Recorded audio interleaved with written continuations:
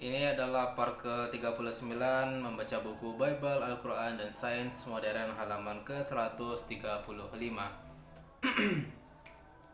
Adalah menarik untuk menganalisa lebih dekat kepercayaan-kepercayaan dan riwayat-riwayat mitos. Karena di sana ada titik tolak yang pantas dan dalam beberapa hal sesuai dengan apa yang kita ketahui sekarang atau apa yang kita merasa mengetahuinya. Tetapi yang tercampur dengan lukisan-lukisan khayalan dalam rangka mitos.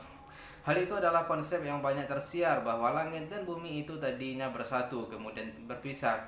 Jika orang menambahkan dalam langit dan bumi gambaran telur dengan bibit di dalamnya dan bumi seperti yang terjadi di Jepang, maka tambahan khayalan ini akan menghilangkan nilai konsep tersebut.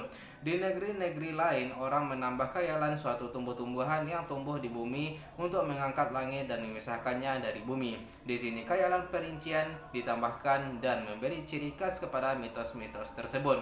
Tetapi di samping tambahan-tambahan itu, semua ada ciri-ciri umum yang tetap ada dengan ide adanya kumpulan bahan yang unik pada permulaan proses perkembangan kosmos, dan bahan itu berpecah dan akhirnya menjadi alam-alam yang kita kenal.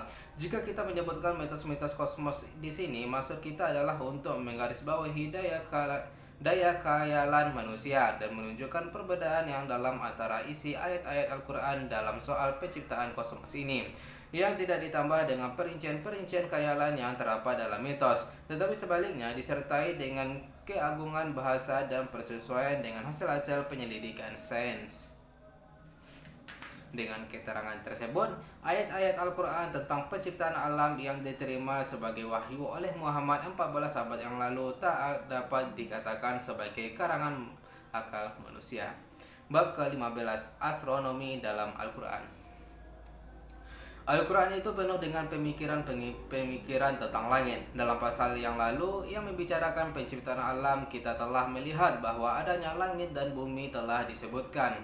Begitu juga tentang adanya penciptaan perantara di antara langit dan bumi yang telah ditunjukkan kebenarannya oleh sains modern. Ayat-ayat tentang penciptaan alam telah menunjukkan secara tidak langsung ide umum tentang isi langit, artinya tentang segala sesuatu yang berada di luar bumi kita. Di samping ayat-ayat yang khusus menggambarkan penciptaan, ada lebih dari 40 ayat Al-Quran yang memberikan kepada astronomi keterangan-keterangan tambahan. Sebagian dari ayat-ayat tersebut hanya merupakan renungan tentang keagungan zat pencipta dan pengatur segala sistem bintang-bintang dan planet-planet yang kita ketahui, dan yang diatur dalam keseimbangan posisi sebagaimana yang telah dikemukakan oleh Newton, yaitu daya tarik-menarik antar benda-benda langit, law of gravitation. Ayat-ayat pertama yang kita mulai di sini tidak akan memberi bahan untuk pemikiran ilmiah. Maksudnya, ayat-ayat tersebut hanya untuk menunjukkan kekuasaan Tuhan. Walaupun begitu, kita harus menyebutnya agar kita memperoleh ide realitis tentang caranya teks Al-Quran mengurai organisasi alam semesta pada 14 abad yang lalu. Yang saya katakan ini merupakan suatu fakta baru dalam wahyu ilahi. 4 Injil dalam Perjanjian Baru dan juga Perjanjian Lama tidak membicarakan pengaturan alam. Kita sudah membicarakan ketidakbenaran riwayat Bible tentang penciptaan alam secara umum. Tetapi Al-Quran membicarakan soal penciptaan alam dengan panjang. Apa yang dimuat oleh Al-Quran adalah penting, tetapi apa yang tidak dimuat juga penting. Al-Quran tidak memuat teori yang pada waktu Al-Quran diwahyukan merupakan teori tentang pengaturan alam samawi yang dapat diterima. Akan tetapi, kemudian oleh sains telah dibuktikan kesalahannya. Nanti kita akan memberikan contoh tentang hal ini untuk sementara. Aspek negatif ini perlu digarisbawahi. Pemikiran umum tentang langit. Surah Al-Kahf, surah ke-50 ayat ke-6 mengenai manusia secara umum. Apakah mereka tidak melihat akan langit yang ada di atas mereka? Bagaimana kami meninggikannya dan menghiasinya, dan langit-langit itu tidak mempunyai retak-retak sedikit pun. Surah Al-Qamar surah ke-31 ayat ke-10. Dia menciptakan langit tanpa tiang dan kamu melihatnya.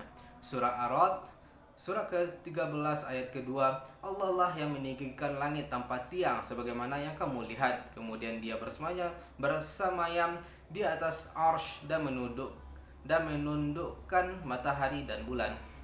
Dua ayat yang terakhir ini merupakan sangkalan terhadap kepercayaan bahwa langit itu dapat bertahan karena ada tiang-tiang yang menyangga supaya jangan jatuh di atas bumi. Surah Ar-Rahman surah ke-55 ayat ke-7, dan Allah telah meninggikan langit dan dia telah meletakkan neraca keadilan.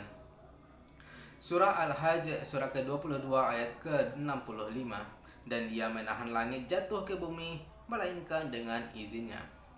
Kita mengetahui bahwa jauh dekatnya jarak antara benda-benda angkasa proporsional dengan ukuran besarnya benda-benda tersebut merupakan dasar dari keseimbangan masing-masing. Semakin jauh jarak antara satu benda dengan benda lainnya, maka semakin lemahlah daya tarik menariknya. Semakin dekat jarak antara benda-benda itu, semakin kuat daya tarik menarik antara mereka.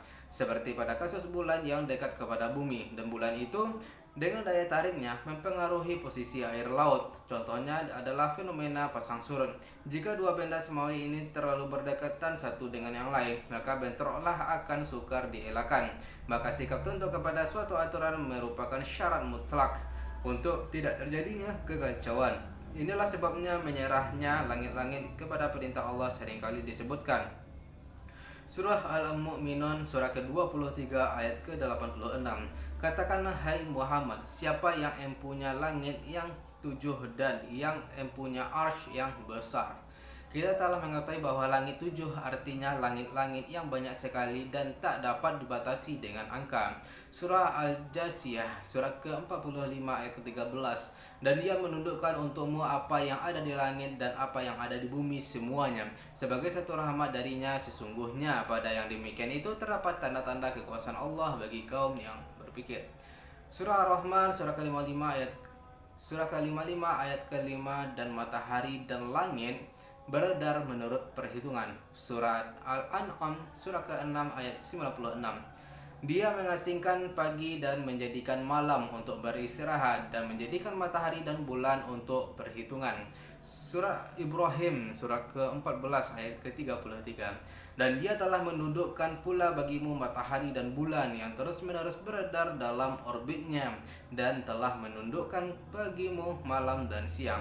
Di sini sesuatu ayat menyempurnakan ayat yang lain. Perhitungan-perhitungan yang disebutkan di sini mengakibatkan peredaran yang teratur dari benda-benda samawi. Hal ini dijelaskan dengan kata daibain,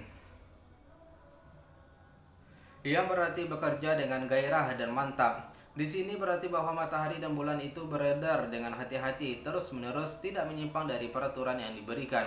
Surah Yasin surah ke-36 ayat 39. Dan telah kami tetapkan bagi bulan manzilah-manzilah, sehingga setelah dia sampai ke manzilah yang terakhir, kembalilah dia sebagai bentuk tanda yang tua. Ini adalah isyarat kepada melengkungnya papah kurma yang mengambil bentuk bulan tanggal muda selagi papah itu mengering. Komentar ini akan diteruskan kemudian. Surah An-Nahl surah ke-16 ayat ke-12.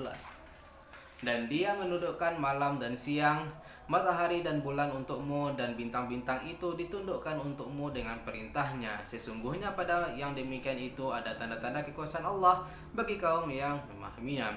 Al-Quran menyebutkan adanya pengaturan samawi yang sempurna ini dengan menekankan faedahnya untuk mempermudah gerak manusia di bumi dan di laut. Begitu juga untuk mempermudah perhitungan waktu. Hal ini dapat mengerti dengan mudah jika orang mengingat bahwa Al-Quran pada mulanya merupakan petunjuk bagi sekelompok manusia yang hanya dapat memahami bahasa yang sederhana dalam kehidupan sehari-hari. Itulah sebabnya kita dapatkan pemikiran-pemikiran sebagai berikut. Surah Al-An'am surah ke-6 ayat ke-97. Dan dialah yang menjadikan bintang-bintang bagimu agar kamu menjadikannya petunjuk dalam kegelapan di darat dan di laut. Sesungguhnya kami telah menjelaskan tanda-tanda kebesaran kami kepada orang-orang yang mengetahui. Surah An-Nahl surah ke-16 ayat ke-16. Dan dia menciptakan tanda-tanda petunjuk jalan, dan dengan bintang-bintang itu mereka mendapat petunjuk untuk lalu lintas. Surah Yunus surah ke-10 ayat ke-5. Dialah yang menjadikan matahari bersinar dan bulan bercahaya, dan ditetapkannya manzilah-manzilah, tempat-tempat bagi perjalanan bulan itu, supaya kamu mengetahui bilangan tahun dan perhitungan waktu. Allah tidak menciptakan yang demikian itu melainkan dengan hak. Dia menjelaskan tanda-tanda kebesarannya kepada orang-orang yang mengetahui. Itu saja dulu guys, besok kita akan sambung ke halaman 140. Sekian, bye bye.